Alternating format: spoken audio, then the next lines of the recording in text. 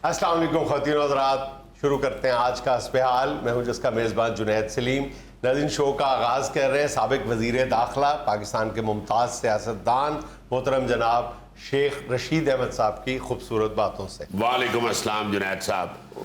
सबसे पहले तो मैं हस्बे हाल की टीम को ये कहूँगा कि आप आगाज़ करें। सबसे पहले जुनैद साहब, आप कैलेंडर की 15 अक्टूबर जो डेट है उसके गिर्द दायरा लगा लें। क्यों खैर है सर? और एहतियात ये है कि वो दायरा दाएं बाएं वाली तारीखों को टच ना करे, वरना नौसत है। दायरा टच ना करे, उसमें करंट है। देखें जुनैद साहब, आप एक कॉमेडी प्रोग्राम करते हैं और आपको हक पहुंचता है। नहीं सर जी, वो जब टच करेगा तो वो तारीख कह नहीं देगी डोंट टच मी।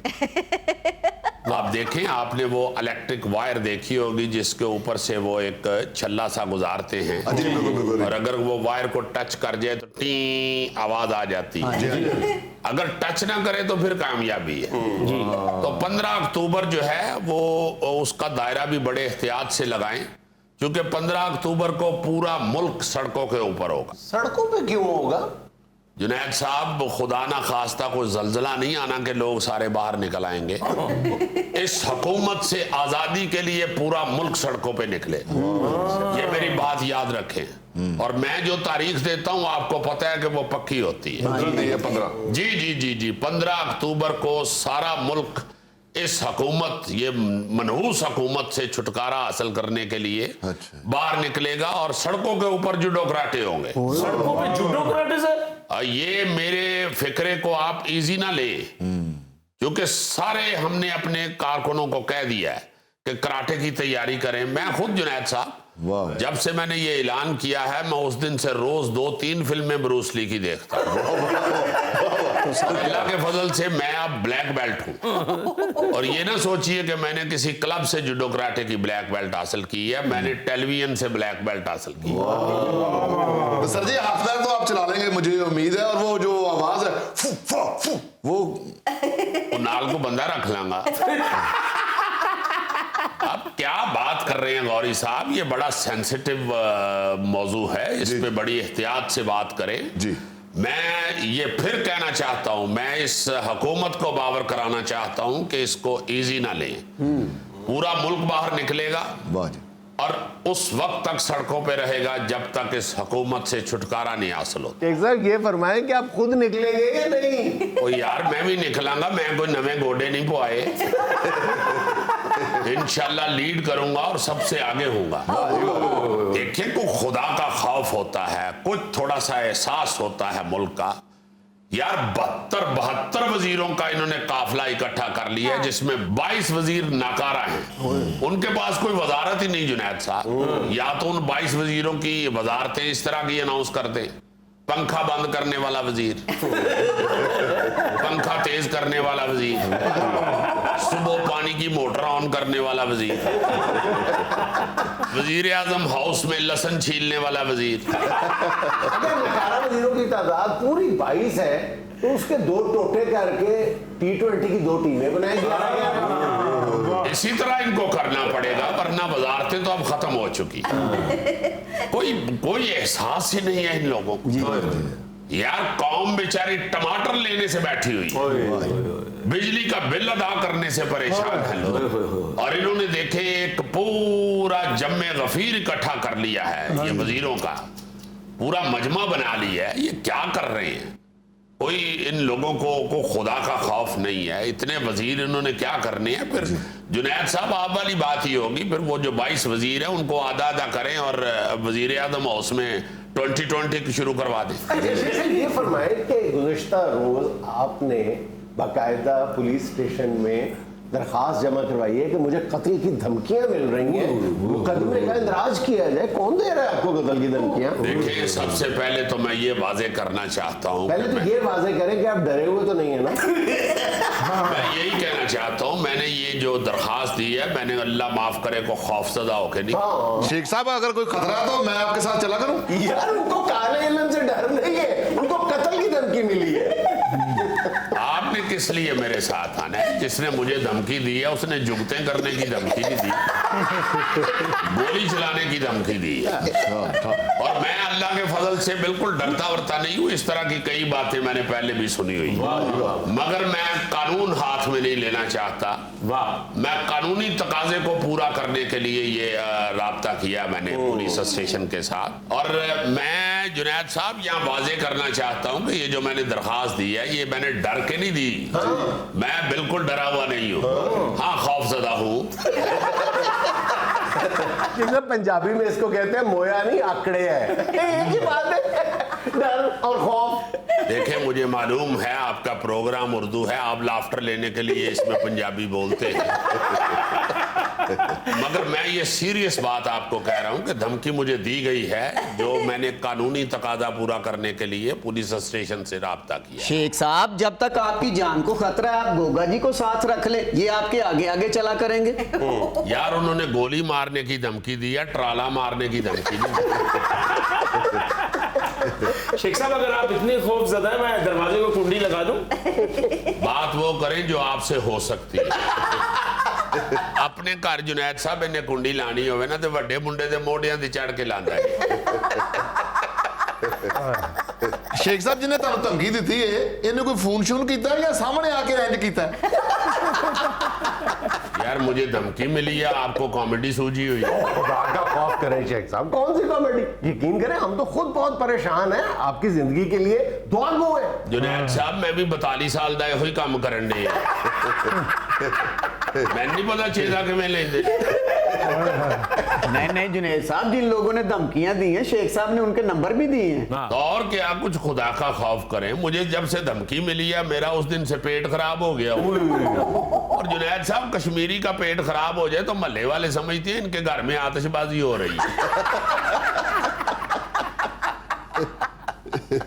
मसला ये नहीं है कि को खौफजदा होना या डरना, ये सारी जिंदगी यही काम करते रहे हैं जी। और जुनैद साहब, आप तो माशाल्लाह सीनियर सहाफी हैं, आपको मालूम है हमने तो स्कूल दौर से ही अल्लाह के फजल से ये सियासत शुरू कर ली। असल में शेख साहब ने कानून का दरवाजा इसलिए खटखटाया है ताकि एक असूल जो है वो मुय्यन किया जा सके कि रियासत में कानून की रिट होनी चाहिए। यही बात अगर आप शुरू से कर देते तो इन लोगों को जुगतों की जरूरत ना होती। लेकिन शेख साहब, फिर मेरा सेगमेंट कैसे पूरा होता? तो यार, कोई मौजूद छड़ भी दिया करो खुदा। अच्छा शेख साहब, ये फरमाए कि ये एहतजाजी तहरीक में पिंडी से जुलूस लेके जो जाएंगे, उसकी क़यादत आप खुद करेंगे? क्योंकि जो लास्ट मुजाहिरा हुआ था उसमें आप कहीं कहीं नजर आए हैं बस। देखें जुनैद साहब, मैं एक बात यहाँ वाजे करना चाहता हूँ, ये हुकूमत बाज नहीं आ रही, इसने गरीब को मार दिया है। और फिर देखें, आप सब लोग समझते हैं पाकिस्तान की पूरी आवाम का एक ही लीडर है जिसका नाम इमरान खान है। पीटीआई का लीडर इमरान खान ना? नहीं, वो इस वक्त जुनैद साहब अवामी मुस्लिम लीग का भी लीडर है। मुस्लिम लीग के लीडर तो आप हैं। हाँ, मैंने थोड़ी सी जगह दी हुई है ना कि इधर भी हो जाओ। देखिए, ये हमारा जो इत्तेहाद है, अवामी मुस्लिम लीग का और पीटीआई का जो इत्तेहाद है, वो अल्लाह के फजल से बराबरी की सतह बराबर है। बिल्कुल 19-20 का रत्ती माशे का फर्क नहीं है, दो बराबर की कुव्वतें यूं जा रही हैं। जुनैद साहब, दोनों पार्टियां बराबर जा रही हैं। हाँ, जी भुट्टो। तो यार, तेनू प्रोग्राम दी पेमेंट दुनिया टीवी वाले देंदे नहीं या पीपल्स पार्टी वाले देंदे? एक्सक्यूज मी शेख साहब, जी, एक्सक्यूज मी कहते हुए कितने बुरे लगते हैं। ਤੁਹਾਨੂੰ ਐਵੇਂ नहीं धमकी मिली। मैं कहना ये चाह रहा हूँ शेख साहब कि ये 15 अक्टूबर डेट जो ये आगे पीछे नहीं हो सकती। क्यों जी? 15 अक्टूबर को हमारे मोहल्ले में कुल है, तो उन्होंने मटर बिरयानी बनानी है, आपने तो धरने में सिर्फ कीमे वाले नाम देने हैं। यानी कहीं जाते हुए मौसूफ सिर्फ खुराक कंपेयर करते हैं। ओ भाई, 15 अक्टूबर को अभी 20-22 दिन पड़े हुए हैं और कुल जो हैं वो तीसरे दिन होते हैं। शेख साहब, ये तो इतना जालिम आदमी है कि सगे बेटे का वलीमा छोड़ के हमसायों के यहाँ कुलों में चला गया था, सिर्फ इसलिए कि अपने वलीमे में 1 डिश थी और वहां पे 2 डिशें बनी। वैसे मैं आपको मशवरा देता हूं, जिस तरह का आपका मेदा है, आप पीटीआई छोड़ के नून लीग ज्वाइन कर लें। अच्छा शेख साहब, आपने फरमाया है कि आप चौधरी परवेज इलाही और चौधरी शुजात में सालसी करवाने के लिए तैयार हैं, तो क्या आपके पास कोई फार्मूला है, कोई नुस्खा है? देखिए नुस्खा क्या होना है, मैंने उनकी सुलह करवाने के लिए जाना है, मैंने को उनको दवाई बना के नहीं देनी। देखिए ये दो भाइयों की लड़ाई है और भाई आपस में छोटी छोटी बातों पे लड़ पड़ते हैं। उसको बड़ी बोटी क्यों मिली है, मुझे छोटी क्यों मिली है, छोटे भाई ने मेरी कुल्फी छीन ली है, या बड़े भाई ने मेरा स्वेटर पहन लिया वो खुला हो गया है। तो मेरा मतलब है कि वो आपस में भाई हैं, नुस्खा कोई ऐसा क्या होना है, जाके उनसे बात करनी है, मैंने कौन सा उनको कुतकुतारियां निकालनी। थोड़ी देर बैठेंगे इंशाल्लाह तो वो आपस में एक ही हैं, वो उनकी सुलह हो जाएगी। मैं समझता हूं कि चौधरी शुजात साहब भी एक सीजन्ड और एक बड़े सियासतदान हैं, मजे हुए सियासतदान हैं और वो बड़े दिल वाले आदमी हैं। तो परवेज इलाही साहब भी जो हैं वो भी समझदार आदमी हैं, वो भी बड़ा प्यार करते हैं आपस में सारे एक दूसरे से। तो इंशाल्लाह जाऊंगा और 5 मिनट लगने और सुलह हो जाएगी। बिल्कुल आपने जाना ही है, तो दोनों भाइयों ने आपको जफियां डाल लेनी। और यार मुझे जफियां लगाने का क्या फायदा, उनकी आपस में सुलह करानी है। खुराक के अलावा भी कोई बात गौर से सुना करो। अच्छा शेखर, मुझे तो याद ही नहीं रहा, आपको बहुत बहुत मुबारक हो। वो एंटी करप्शन ने आपको वो जो गैर कानूनी जमीन की फरोख्त का मामला था उसमें क्लीन चिट दे दी है, आपको बेगुनाह करार दे दिया। देखें जुनैद साहब सारी जिंदगी शफाफ गुजारी, अब ये सियासी इख्तलाफात में ये इस तरह की चीजें सामने जो आती हैं उसके लिए थोड़ी बहुत खजल खराबी तो होती तो है। शेखर फिर आते हुए कोई मिठाई का डब्बा शब्बा ही ले आते हैं। जुनैद साहब मैं केस से क्लियर हुआ हूं, मेरी को मंगनी नहीं हुई या मेरा को मैट्रिक का रिजल्ट नहीं निकला, मुझे धमकियां मिल रही हैं और आप मिठाई खा रहे हैं। अच्छा शेख साहब, जिसने आपको धमकी दी है उसकी आवाज भारी थी? नहीं मेरा मतलब है कि वो आवाज से बदमाश लगता था या? नहीं जी, उसकी आवाज मोहम्मद रफी से मिलती थी। वो फोन पे गा रहा था, बहारो फूल बरसाओ मेरा टेलीफोन आया है।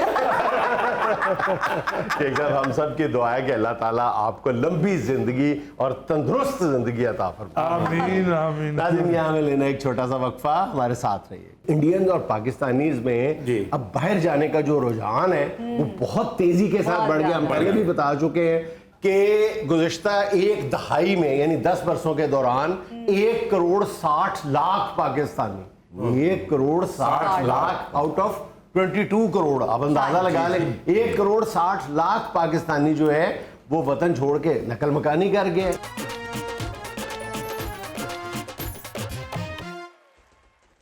भजन के चंद दिन पहले मैं ब्रिटिश प्रेस में एक रिपोर्ट देख रहा था। अब पता नहीं वो रिपोर्ट देख के हमें खुश होना चाहिए या डर जाना चाहिए, लेकिन है बड़ी दिलचस्प रिपोर्ट है कि इस वक्त लंदन में जो सबसे ज़्यादा प्रॉपर्टीज़ के मालिक हैं, जायदाद के मालिक हैं, नंबर 1 वो इंडियंस हैं, या हिंदुस्तानी है या हिंदुस्तानी नियाद है, जो कि इस वक्त लंदन में 30% प्रॉपर्टीज के मालिक हैं। बल्ले बल्ले। और दूसरे नंबर पे कौन है? पाकिस्तानी। पाकिस्तानी या पाकिस्तानी नियाद जो लंदन की 22% प्रॉपर्टीज के मालिक हैं, ठीक। और तीसरे नंबर पे गोरे हैं जिनका वो शहर है। शुक्र है उनके पास लंदन में 20% प्रॉपर्टीज है और बाकी जो है बची कुछ प्रॉपर्टीज जो है वो दुनिया के दीगर मुल्कों के लोगों के पास है, इनमें नुमाया जो है वो अरब बाशिंदे हैं। ए ना वे ओली ओली अंग्रेज बेचारा लंदन से बाहर खड़ा होके पूछ रहा होगा, भाई जी मैं अंदर आ जावा। इस वक्त तक तो आलम यही है। अच्छा, लंदन में जिन नुमाया पाकिस्तानियों की प्रॉपर्टीज है उनमें साबिक वज़ीर-ए-आज़म पाकिस्तान नवाज शरीफ साहब भी शामिल हैं, जिनकी एक अंदाजे के मुताबिक लंदन के अंदर 21 प्रॉपर्टीज हैं। अच्छा, 21 प्रॉपर्टीज की जो मालियत है वो 75 मिलियन पाउंड है, ठीक। अब बात ये है, अब जो प्रॉब्लम आ रही है वो ये आ रही है। अच्छा सती लंदन की बता रहे हैं आप? इंग्लैंड की नहीं बता रहा, सिर्फ लंदन की बता रहा हूं, सिर्फ लंदन की। अच्छा, अब प्रॉब्लम ये आ रही है कि ये रुझान जो है ना ये बढ़ता जा रहा है कि यहाँ से पैसा जो है वो दीगर मुल्कों में लेके जाया जा रहा है। अच्छा, बज़ाहिर तो हम बड़े खुश होते हैं, जैसे इस वक्त भी खुशी की बात है, आबादी भी बढ़ती जा रही है वहां पे, जनूबी एशियाई लोग जो है ये वहां पे इस वक्त जो है कमोबेश मेरा ख्याल है कि कोई 20% से भी ज्यादा है। और एक अंदाजा ये लगाया जा रहा है कि 2050 तक ये जो आबादी है ये 40% हो जाएगी। अच्छा। और 50 वर्षों के बाद 60% हो जाएगी।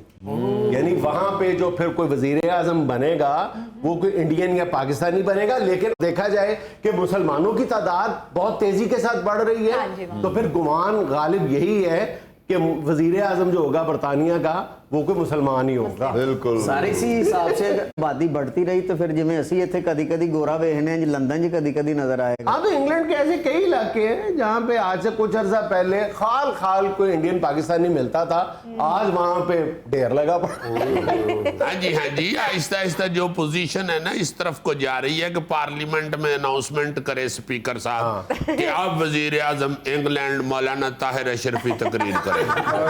अजीजी भाईजान, शुक्र अल्हम्दुलिल्लाह के इंग्लैंड में भी नान चने मिल जाते हैं। हाँ जी, तो सिर्फ खुराक कलते आने।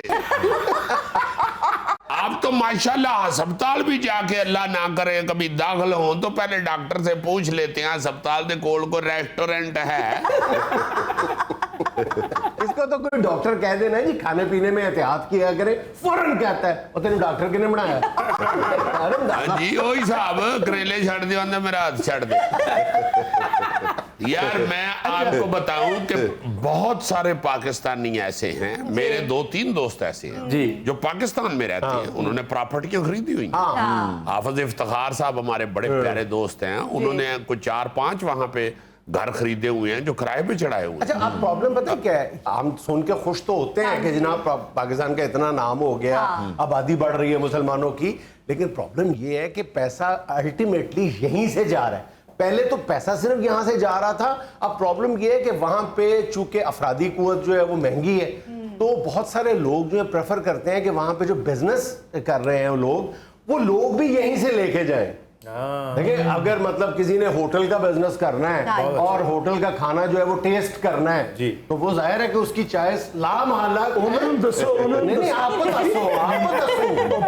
नहीं, आपके लिए मुलाजमत का मौका ढूंढ रहा हूँ भाई कि वो जाहिर है उसकी चॉइस गोगा होगा कि जो चक के बताएगा। वो तो जब ये जाएगा तो वो फिर तीसरे दिन ही वहां से वापस भेज देगा और चक्कर नु गया सी मुकान नु नहीं, बल्कि वो खुद जाके तो थे फॉरेन ऑफिस च कह देगा कि मैं एक दहशतगर्द ले आए, गिज़ाई दहशतगर्द ले आए, इन्हें गिरफ्तार कर लो।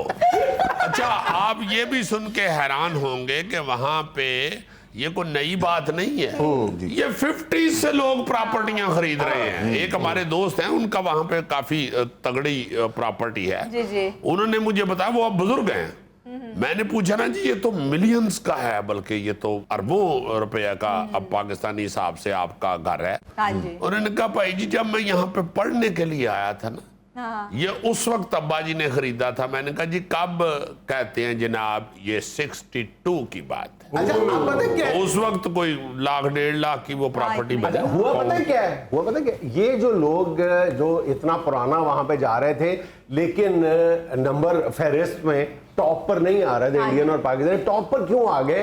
इसलिए टॉप पे आ गए कि वहां पे जो वहां के मुकामी लोग हैं ना, उन्होंने लंदन और यूके छोड़ के अमेरिका, ऑस्ट्रेलिया, कनाडा, यूरोप के दीगर मुल्क, वहां की शहरियत इख्तियार कर ली है। ऑस्ट्रेलिया बहुत ज्यादा गए। अब एक तो वजह ये है, दूसरी वजह जो है आबादी में वो सिर्फ इनके खौफ से नहीं गए। गोरा जो है ना जी वो बड़ा सेंसिटिव है। ਇਹ ਜਦੋਂ ਨਾਲ ਵਾਲੇ ਪਾਸੇ ਪਕੌੜੇ ਤਲਦੇ ਨੇ ਨਾ ਤੇ ਗੋਰਾ ਆਪਣੀ ਬੁੱਢੀ ਨੂੰ ਕਹਿਣ ਲੱਗ ਪੈਂਦਾ ਮੂਵ ਫਰਮ ਹੇਅਰ ਪਲੀਜ਼। ਗੋਰਾ में धुआं चढ़ रहा है प्लीज मूव। पकौड़े तलते हुए देख के नहीं भागते, पकौड़े खाते हुए देख के भागते हैं। मतलब कहने कि ये ते सानू भी खा जाएंगे। बाबू जी तुसी तो मैंने नो मंगू समझा।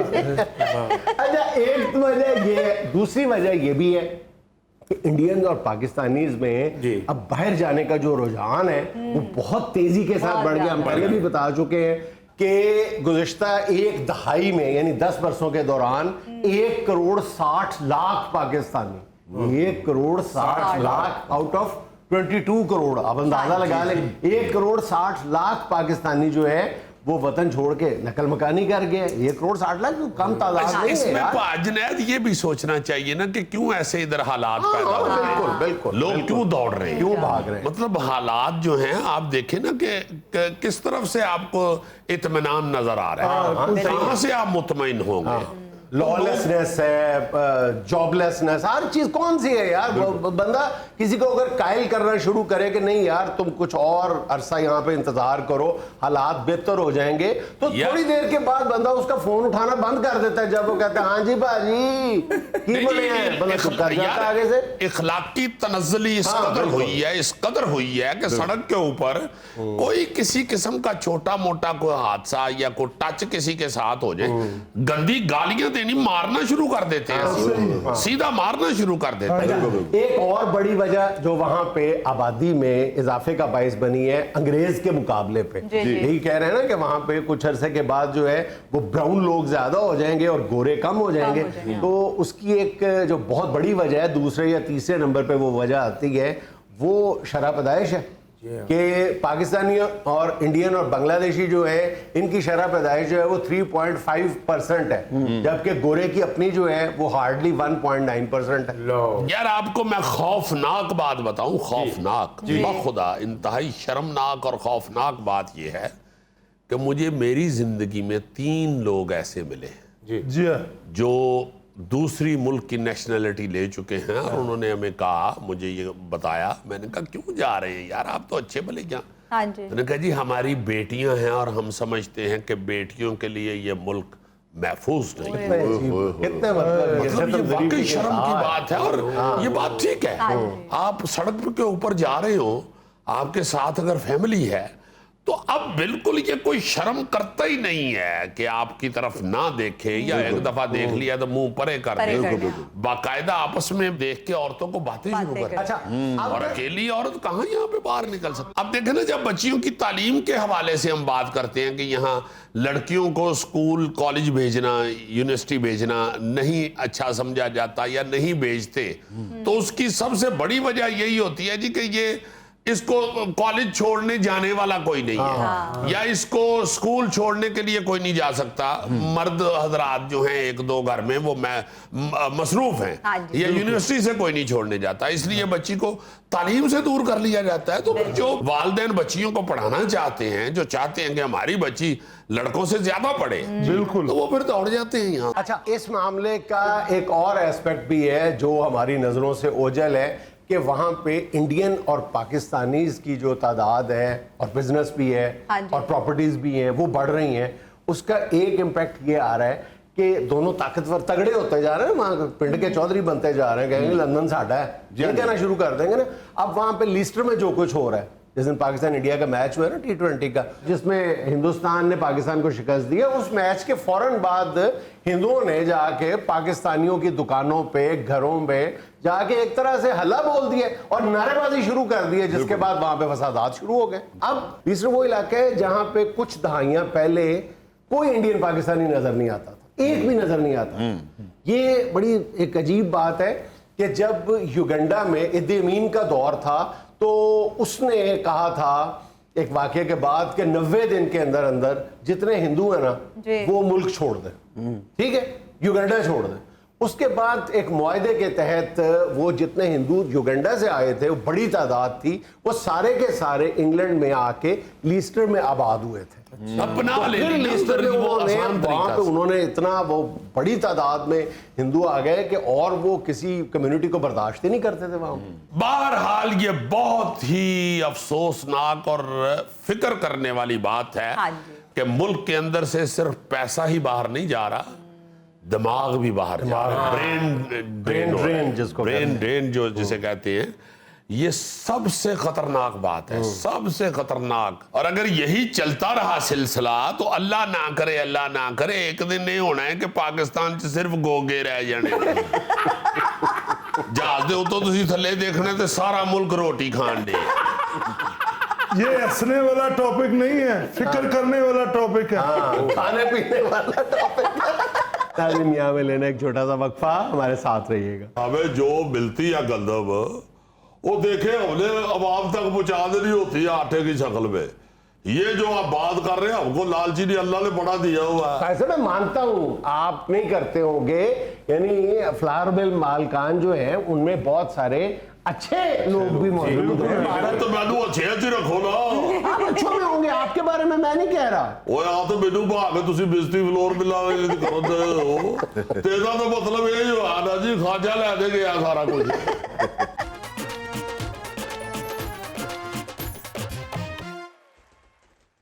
नाजरीन, डॉलर और पेट्रोल को तो एक तरफ रखिए, इस वक्त वतन अजीज में आटे की कीमत तमाम हदें फलांगती हुई 135 रुपए फी किलो से तजावज कर गई है। इसी मौजू पर बात करने के लिए आज हमारे साथ मौजूद हैं आटे की एक मिल के मालिक खाजा अरशद जी, खाजा अरशद खाजा साहब, और उनके साथ तशरीफ रखते हैं एक इंतहाई सीनियर फूड ऑफिसर मोहम्मद सुल्तान गुराया। सुल्तान गुराया। गुराया साहब ना तुसी सेहत तो ज्यादा रख ले। सुल्तान गुराया का या सुल्तान डराया का है? गुराया। जुनैद साहब बड़ी आपकी मेहरबानी, आपने एक हिसास मौजू पे बात करने के लिए स्टेक होल्डर्स को बुलाया। जुनैद साहब बड़े दुखी आप, हुकूमतों की गलत पॉलिसियों की वजह से हम तो सीधा फ्लोर मिल से ग्राउंड फ्लोर पे आ गए। खाजा साहब, फ्लोर नहीं फ्लावर मिल होता है, टीवी पे बैठे हैं करोड़ों लोग देख रहे हैं, फ्लावर मिल फ्लावर मिल। ओ भाईजान आप भी इंतहाई सीनियर गवर्नमेंट ऑफिशियल हैं, आपको भी नहीं पता ये फ्लोर भी नहीं होता और फ्लावर भी नहीं होता, ये लफ्ज होता है फ्लावर। फ्लावर फूल वाला फ्लावर, जैसे फूल को फ्लावर कहते हैं, एग्जैक्टली वही तलफ्फुज है, फ्लावर। उनके लहजे से महसूस करें कि वो कह रहे हैं कि सर आप भी बकवास कर रहे हैं। फ्लावर नहीं होता, फ्लावर होता है। मेहरबानी जुनैद साहब, आपने वाजे किया। बताना मैं ये चाहता हूँ जुनैद साहब, देखे हम पे ये उंगली उठाई जाती है जी कि जितनी गंदम गवर्नमेंट से लेते हैं ये आगे उतना आटा पब्लिक को सप्लाई नहीं करते। और देखो जी जितनी गंदम हमें मिलती है हमने उतना ही आटा देना है ना। अब ये आटा दूध तो है नहीं जिसमें पानी डाल के हम ज्यादा कर ले। हजूर वाला आपने फरमाया है कि आप पे उंगली उठती है, अर्ज ये है कि आप पे उंगली नहीं उठनी चाहिए, माफ कीजिएगा आप पे हाथ उठना चाहिए। देखिए मेरी बात सुने, आप लोग हरकत किए फरमाते हैं कि सबसे ज्यादा गड़बड़ आप कोटे में करते हैं, जो आपको हुकूमत की तरफ से सब्सिडाइज कोटा मिलता है, या तो आप वो बेच देते हैं और आप उसका निस्फ भी आटे में तब्दील करके लोगों को फराहम नहीं करते। Too much too much too much. ओ यार एक मिनट खलो जाओ, फैसले ना कर अल्लाह को। अगर आपने बुलाया हमें मौकफ सुनाने के लिए तो हमारा मौकफ तो सुने ना। जी जी। ओ भाई जी देखो 2200 रुपये मान वाली जेड़ी गंदम है जी, अब सिंध हुकूमत के वजीर साहब ने अनाउंस कर दिया कि अब 4000 रुपये मान में ले गए। वो यार गंदम तो गायब होनी है। देखो गंदम वाले जो है वो फिर उधर चले जाते हैं जहां से उनको रेट ज्यादा मिलता है। अच्छा, इसलिए गंदम भी थोड़ी मिल रही है हमें, जितनी नहीं मिल रही। गंदम आपको पूरी भी मिलती है, आप अपने डीलर्स को 60 या 50 बोरी फराहम करते हैं और उन पे साइन आप करवाते हैं 100 बोरी के। साहब तुसी कहते सो सारी गल तुहाडी बदलगे, ओ ते हर गल ते झाड़न दे। आपके मुंशी का रिकॉर्ड फिर कहीं इनके पास आ गया। असल बात यही है, इनका मुंशी जो है ना वो मेरे साथ नहीं मिला हुआ, मुझे वैसे ही सारी इंफॉर्मेशन है, इनका मुंशी आप लोगों के साथ मिला होता है। असल बात ये है। और दूसरा खाजा साहब, ये जो आप फरमा रहे हैं ना 4000 रुपए जो वजीर साहब ने ऐलान किया है सिंध के, वो पिछले सीजन के लिए नहीं है, वो आने वाले सीजन के लिए। आपने अभी से ये तस्वर कर लिए 4000 मान। कादा खाजा साहब रह गया गल ते को मनन नहीं दे।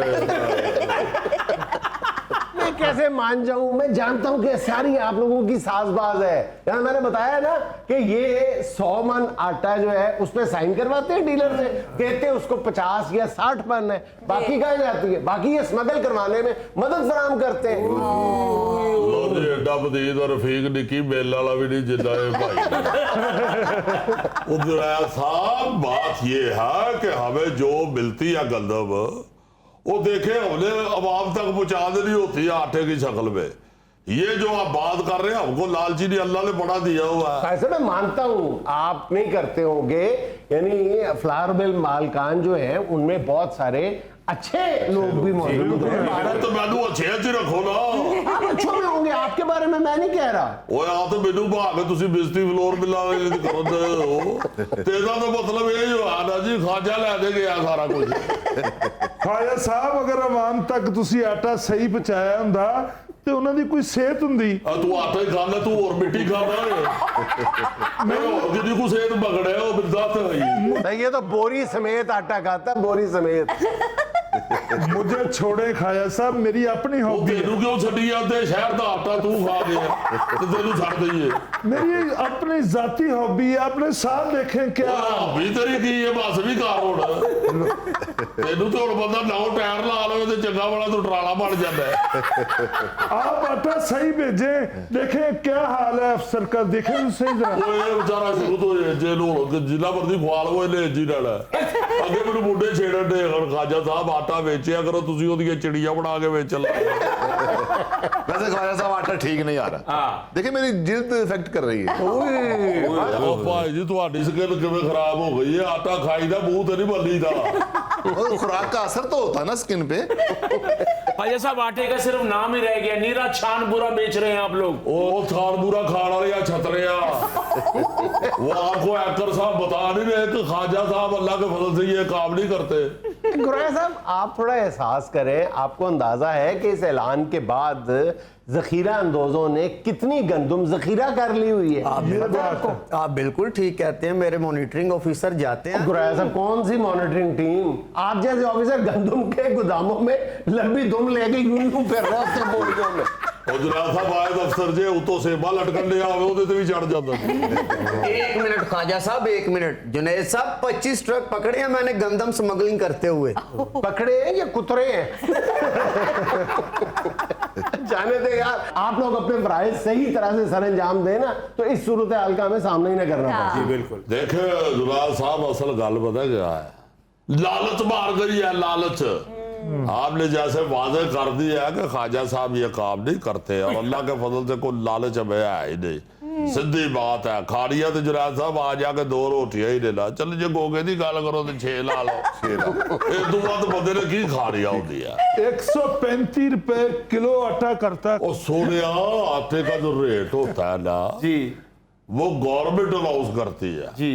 और जो गवर्नमेंट आटे का रेट मुकर्रर करती है ख्वाजा साहब उसी रेट पे बेचते हैं। ख्वाजा साहब गवर्नमेंट 66 रुपए किलो कह रही है आटा बेचो, तुसी 120 रुपए किलो बेच रहे हो। ओ पुराना तो पता नहीं चला ख्वाजा साहब के मतलब क्या कहा है जुनायद साहब ने। ओ मैं नहीं बेचता, वो और बेच रहे हो तो बिल्कुल ठीक है। मैं तो बता रहा हूँ कि जो रेट मुकर्रर करती है गवर्नमेंट अब उसी रेट पे बेचते हैं। ख्वाजा साहब पता नहीं है करप्शन कौन करता। और जुनायद साहब सिर्फ टैपो नहीं निकाल लिया, एक्सप्रेशन भी टैपो के मुताबिक बना लिया। मैं टेम्पो यानी professional the journalist acting know the. देखिए जुनैद साहब, रात को सड़कों पे भी ड्यूटी दे, गोदामों पे भी छापे मारे, ठीक है, खुली कचहरी भी लगाए, दफ्तर भी जाए, अकेला सुल्तान गुराया कहाँ कहाँ टाइम दे। अब बिल्कुल मैं चोट के घोंसले का भी चक्कर लाते ने देखना पैदा को आने दे नहीं भी गया। वैसे गुराया साहब ये जो अपनी आप भागदौड़ सुना रहे हैं ये किस वक्त करते हैं? हमने तो आपको जब भी देखा है ख्वाजा साहब के दफ्तर में ही देखा है। ओए आटे का ट्रक लूटने वाले डाकू, खुदा का खौफ करे। ये सरकारी बातों में आपका बोलना नहीं बनता। वो लुटेरे डाकू है, वो भी आटे के। साबिर शाकिर इंसान है। ये तो ज्यादा जब कोई दुकानदार अपनी आटे की बोरी खाली करता है ना झाड़ने लगता फिर नीचे मुंह कर देते हैं। जो उधर थले तो सिर कर दे होंगे चिट्टा टाटा दे आटा खराब करना। रिज़्क़ को जाया नहीं वो करना। मेरा साहब बात पता है क्या है, इस तरह के जितने भी इशू होते हैं ना उसमें आप कोई एक स्टेक होल्डर पे नहीं डाल सकते सारे। ये ना फ्लोर मिल मालकान सारा मुजरम है, ना इस सारे करते धरते के ये अफसर मुजरम है। देखे अपनी अपनी जगह पे बैठ के अगर जिम्मेदारी का एहसास नहीं करेंगे तो ना घूमते कुछ कर सकेंगे और ना ही को फ्लोर मिल मालकान कुछ कर सकता। यहाँ में लेना एक छोटा सा वक्फा, हमारे साथ रहिएगा। मलका अल्जमत क्वीन ऑफ यूके फौत हो गई। और हमें ज्यादा दुख इस बात का भी है कि हम कंटिन्यूसली उनको अपने हस्बे हाल में याद करते रहते थे, उनकी मिमिक्री भी करते थे। हाँ जी।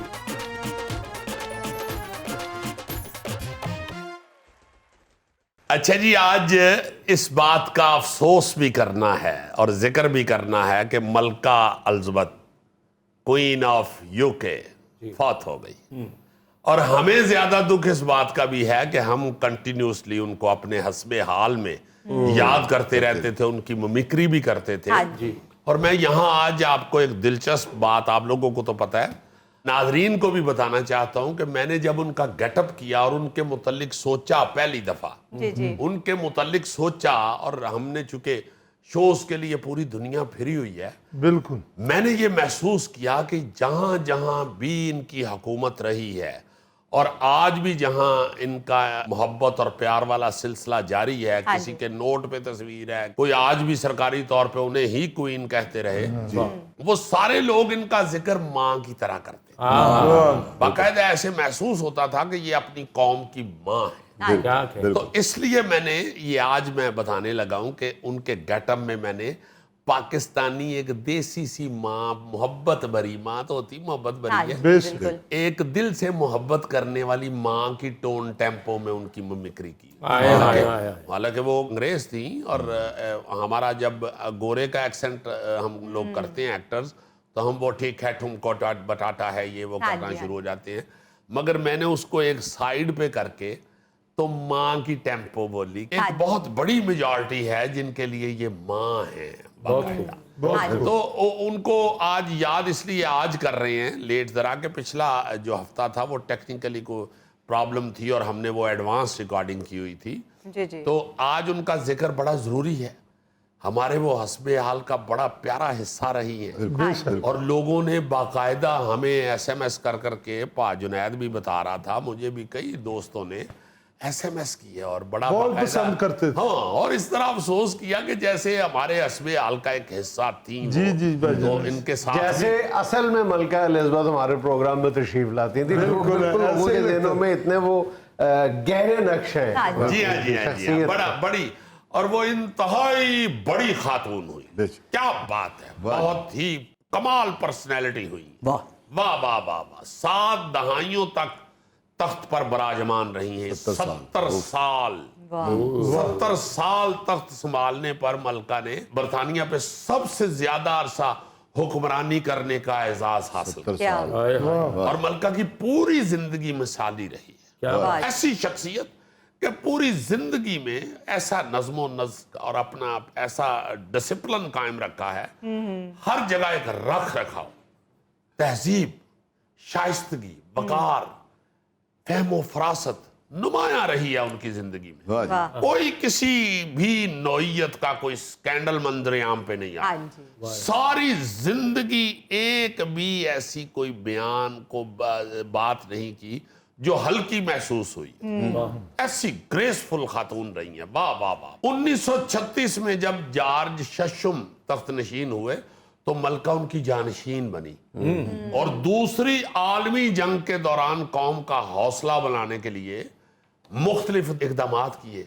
बच्चों के लिए रेडियो से नशरियात की, ATS के खवातीन विंग में शिरकत की। और ऐसी प्यारी लाइफ। 1947 में अपने दूर के एक कजन फिलिप से उनकी शादी हुई जो फिलिप की मौत तक कायम रही।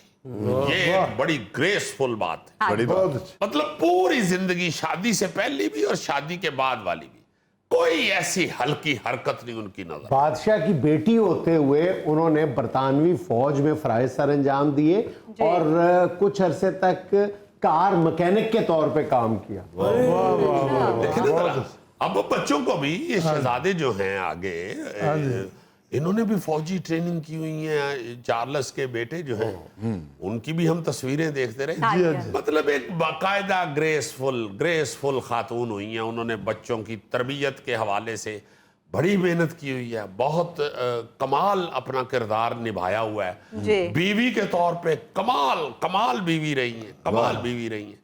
और एक नमूना सामने बन के आई। लोग ऐसे ही नहीं थे उनके साथ इश्क करते, हाँ जी। बोरे उनके साथ बाकायदा इश्क करते थे, उन्हें मां तस्लीम करते थे, उनको बाकायदा एक कोई रूहानी सा पीर मानते थे। वाह 1953 में 1953 में वालिद की वफात के बाद मलका एलिजाबेथ दोम ने इक़्तिदार संभाला। और चर्चिल की मुखालफत के बावजूद उनकी ताजपोशी की रस्म को टीवी पर नशर किया गया। वाह हुक्मरानी के आगाज में जिन ममालिक ने उन्हें अपनी मलका तस्लीम किया उसमें बरतानिया, Pakistan, Canada, Australia, New Zealand, south Africa, Sri Lanka शामिल थे। और उसके बाद भी 8 ममालिक ने उन्हें मलका तस्लीम किया। वाह मलका 15 ममालिक समेत 54 ममालिक की दौलत मुश्तरका की भी सरबराह रही है। वाह वाह वाह अपने दौरे हुक्मरानी में 2 दफा पाकिस्तान का दौरा किया। जी। पहला दौरा 1961 और दूसरा 1997 में। मतलब एक इंतहाई क्यूट खातून, एक इंतहाई क्यूट खातून चली गई हैं, सब उनसे मोहब्बत करते। हाँ जी। बिल्कुल। और फिर 2021 में अपने हमसफर फिलिप की वफात के बाद चाहे मलका ने अपनी खुद एतमादी में किसी किस्म की कोई कमी का इजहार नहीं किया, मगर इंसान होने के नाते हम सब ये महसूस कर सकते हैं कि इतनी लंबी रफाकत के बाद जब रफीक चला जाए तो क्या हशर होता है इंसान के जहन का, दिल का। जी आप देखिए कि उनकी वफात की खबर दुनिया भर के मीडिया के लिए एक बहुत बड़ी खबर थी। और आप ये सुन के हैरान होंगे कि उनकी तदफीन के लिए दुनिया भर से जो हुक्मरान और मदाहीन बरतानिया पहुंचे हैं और सिर्फ तदफीन के लिए वहां पे इकट्ठे हुए, सिर्फ जनाजे में शरीक होने वाले लोगों की वजह से बरतानिया को खरबों पाउंड का बिजनेस मिला है उसको। खरबों पाउंड, मतलब इतना लोग टूट के चाहते थे मलका को कि पता नहीं कहां कहां से लोग वहां पे ऐसे उन्होंने डेरे डाले हुए थे फुटपाथों पे। वीडियोस आपने देखी हैं। हाँ जी। बिल्कुल। और बाकायदा वाकई माँ की तरह उनके साथ प्यार कर। और बाखुदा मेरे जहन में ऐसे आता है कि मलका जाते हुए ये नसीहत कर गई है कि काका गल सुनो, आम बंदा होवे ते भावें हुक्मरान, जिन्ने लोकां नाल प्यार करना है ना, लोकां ने भी ओदे नाल ही प्यार करना। नाज़रीन, ये था आज का अस्वे हाल। और आज की छोटी सी बात ये पूछा गया, जिंदगी भर आपका अपना कौन था? जवाब मिला सिर्फ वक्त। जब तक वो ठीक था सब अपने थे। खुश रहें, खुश रखें। आपसे मुलाकात होगी इंशाल्लाह कल। अल्लाह।